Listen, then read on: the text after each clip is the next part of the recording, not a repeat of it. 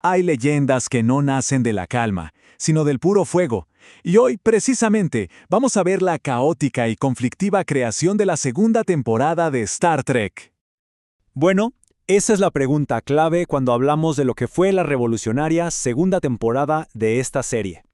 Porque la historia real, la que pasó detrás de cámaras, fue, un verdadero hervidero de conflictos, de presión y, la verdad, de genialidad que salía en el último minuto. A ver, por entender todo, primero hay que ponerse en situación. Los riesgos que enfrentaba la serie al entrar en su segundo año eran gigantescos. Miren este dato. A pesar de ser lo que es hoy, Star Trek terminó su primera temporada en el puesto 37. 37 de 90 programas. O sea, para nada era el éxito garantizado que hoy nos imaginamos. Y claro, la presión era brutal. Tenían que planear 26 episodios, una temporada completa, sin saber si al día siguiente la cadena les iba a cortar el chorro. Cada guión se escribía prácticamente como si fuera el último. Y bueno, con ese ambiente de olla a presión, era obvio que todo iba a explotar en algún lado. Y explotó en los guiones. Por ejemplo, teníamos a escritoras como Dorothy Fontana que peleaban por crear personajes femeninos con garra, complejos, pero luego llegaba el productor Gene Roddenberry y los reescribía. Los hacía más tradicionales, digamos, para que no asustaran al público de la época. Es que los guiones eran un verdadero campo de batalla. De verdad. Por un lado, los censores de la cadena cortando todo. Por otro, discusiones internas sobre si algo tenía lógica o no, si hasta se peleaban por el color de un cóctel. Cada palabra, cada detalle, era una pelea.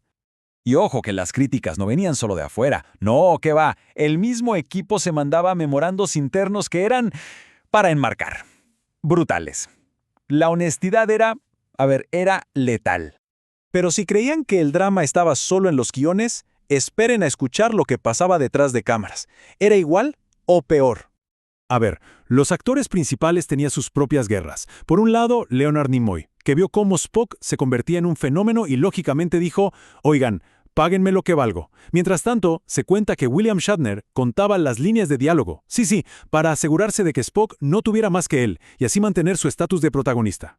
Pero en medio de todo ese caos, de toda esa tensión, pasó algo que de verdad cambió la historia. Y todo empezó cuando Nichelle Nichols, nuestra querida Uhura, decidió que ya no daba más y que se iba de la serie. Y la persona que la convenció de quedarse fue nada más y nada menos que el Dr. Martin Luther King Jr. en persona.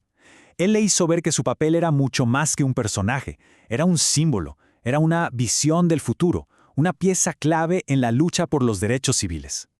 Y por si todo esto fuera poco, súmenle que tenían que crear una galaxia entera con lo que encontraban en los bolsillos. El presupuesto era bajísimo. Pero es que el ingenio que tenían era de otro nivel. A ver, necesitaban una nave estelar destruida. Fácil, agarraban un modelo de plástico de $3, lo quemaban un poco, pintura negra y listo. ¿Nubes en otro planeta?